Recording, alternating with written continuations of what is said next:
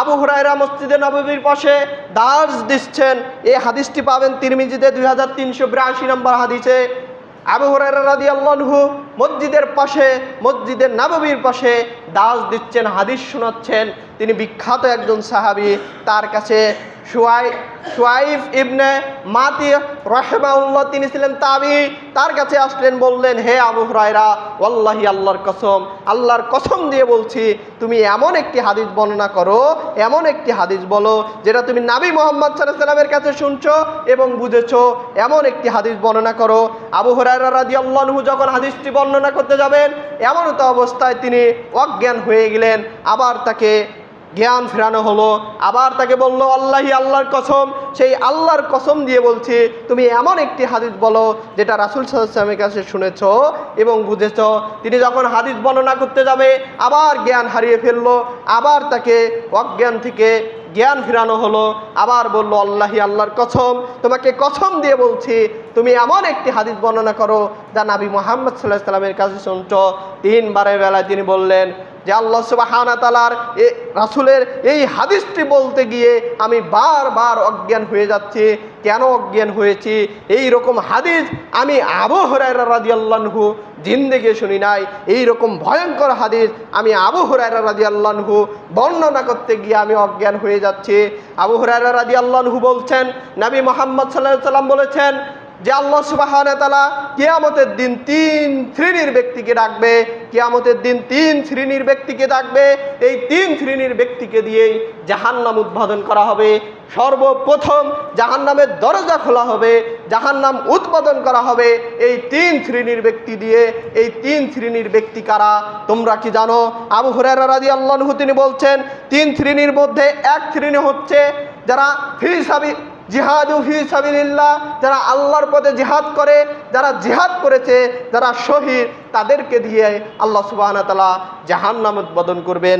2, সেই আলেম এবং কারি ব্যক্তি, এই আলেম এবং কারি ব্যক্তি দিয়ে জাহান্নাম উদ্বোধন করা হবে। 3, দানবীর ব্যক্তিকে দিয়ে আল্লাহ জাহান্নাম উদ্বোধন করাবেন। এবং বলতে পারেন এই 3 শ্রেণীর ব্যক্তিকে দিয়ে আল্লাহ কেন জাহান্নাম উদ্বোধন করাবে, তার একটু ইতিহাস আপনাকে শোনাই। রাসূল সাল্লাল্লাহু আলাইহি ওয়াসাল্লাম বলছেন, প্রথম শ্রেণীর ব্যক্তি, শহীদ ব্যক্তিকে আল্লাহ যখন কিয়ামতের দিন ডাকবে, কিয়ামতের দিন যখন আসবে, তখন আল্লাহ সুবহানাহু ওয়া তাআলা বলবেন, ওহে বান্দা, তোমাকে আমি যে পৃথিবীতে নিয়ামত দিয়েছিলাম, এই পৃথিবীর নিয়ামতে তুমি কি করেছো আমার জন্য? তখন ওই বান্দা এক বাক্যে বলবে, জিহাদু ফি সাবিলিল্লাহ, হে আল্লাহ, তোমার জন্য, তোমার রাস্তায় আমি জিহাদ করেছি, অতঃপর আমার জীবনকে কুরবান করে দিয়েছি, এই জন্যই আমি শহীদ হয়ে গিয়েছি। আল্লাহ সুবহানাহু ওয়া তাআলা সঙ্গে সঙ্গে বলবে, কাজ্জাবতা, তুমি তো মিথ্যা কথা বলছো, তুমি তো মিথ্যা কথা বলছো, তুমি আমার জন্য শহীদ হও নাই। মানুষ যেন তোমাকে শহীদ বলে, মানুষ যেন তোমাকে গাজী বলে, মানুষ যেন তোমাকে শহীদ বলে, তোমাকে প্রশংসিত করে, মানুষের প্রশংসা করানোর জন্য, মানুষের বাহবা পাওয়ার জন্য তুমি শহীদ হয়েছো, আমার সন্তুষ্টর জন্য না, আমাকে রাজি খুশি করানোর জন্য না। আর ফেরেশতাদেরকে নির্দেশ দিবে, হে ফেরেশতারা, ফিন্নার, তাকে জাহান্নামে ফেলো, তাকে ধরে জাহান্নামে নিক্ষেপ করা হবে।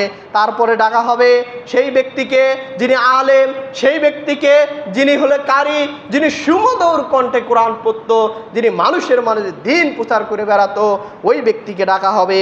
ওই ব্যক্তি যখন কিয়ামতের দিন দণ্ডায়মান হবে, আল্লাহ তাআলা তাকে স্মরণ করিয়ে দিবে, হে বান্দা, তোমাকে যে নিয়ামত আমি পৃথিবীতে দিয়েছিলাম তা তুমি কি করেছো?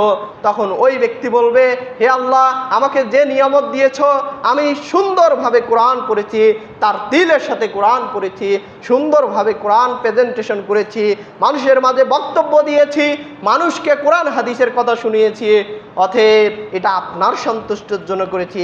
আল্লাহ তাআলা একই জবাব দিবে, কাজ্জাবতা, তুমি মিথ্যে কথা বলছো, তুমি মিথ্যে কথা বলছো, তুমি তো আমার জন্য আলেম হওনি, তুমি তো আমার জন্য কারি হওনি, তুমি কারি হয়েছে নিজের জন্য। তোমাকে যেন কোরআনের পাখি বলে, তোমাকে যেন মানুষ আলেম বলে, তোমার প্রশংসা যেন মানুষ করে, এই প্রশংসা পাওয়ার জন্য, মানুষের বাহবা পাওয়ার জন্য মানুষ যেন তোমাকে কোরআনের পাখি আখ্যায়িত করে, এই মন মানসিকতা তোমার ভিতরে ছিল।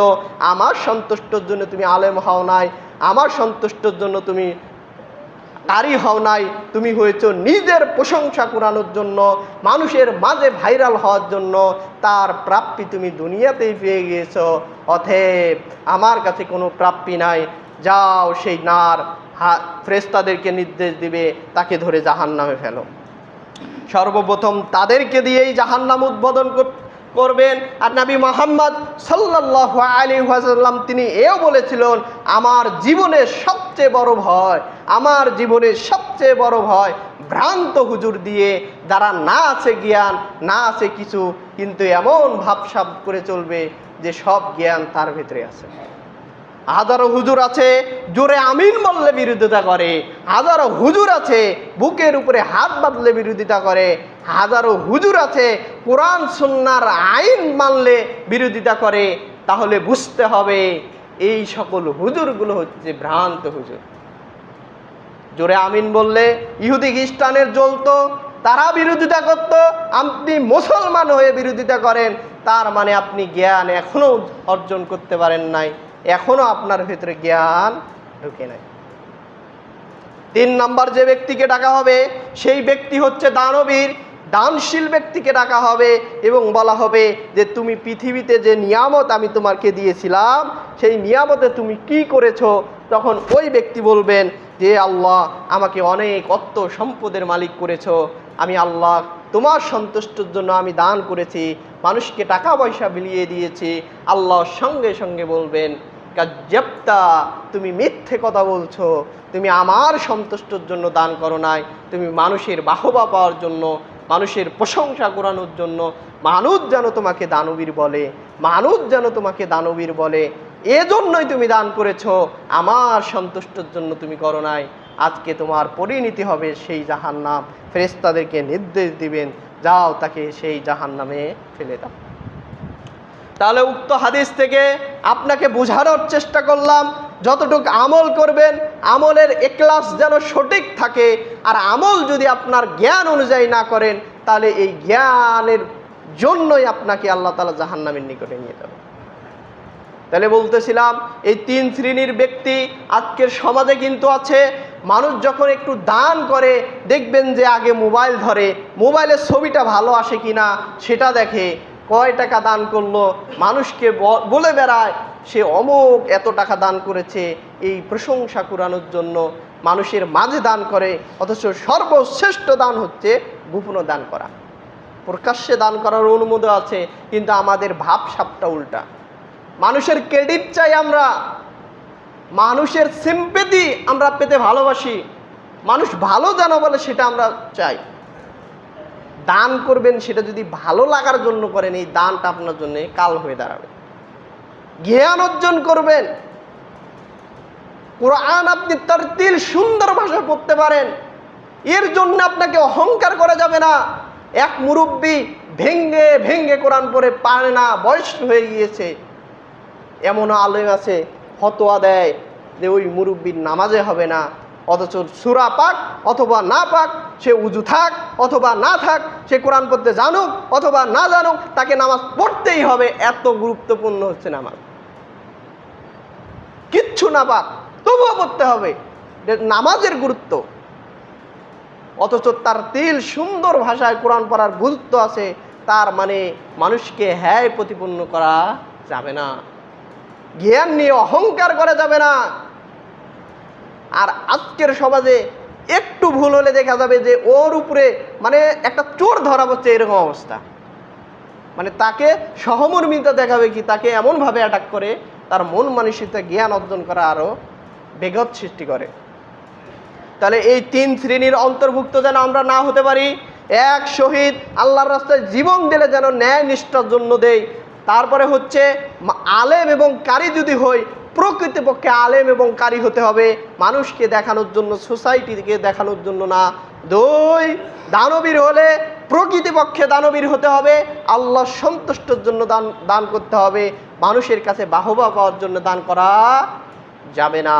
তাহলে বলতেছিলাম যে এই হাদিস বর্ণনা করতে গিয়ে আবু হুরায়রা 3 বার অজ্ঞান হয়েছেন। তাহলে এই হাদিসের গুরুত্ব আছে অবশ্যই।